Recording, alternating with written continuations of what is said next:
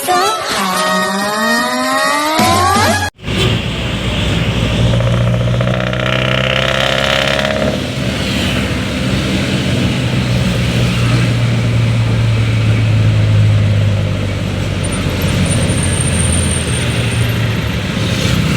Ang katangahan. Oh, natapon ang burger steak sa pants. My gosh. Para sa taong hindi maayos ang pakiramdam na natapon ang burger steak, pero ayan, na-scoop pa din. Nagpa-food panda tayo at ang ating pagkain ay late yatang maluluto.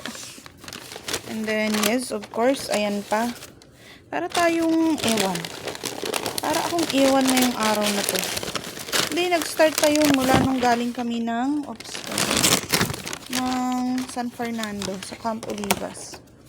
Alam niyo yun. So, yan yung isa. Chicken and spaghetti. Ewan ko makakain ko yan. Try natin. Basta, iba yung pakiramdam ko. Let's eat na, guys.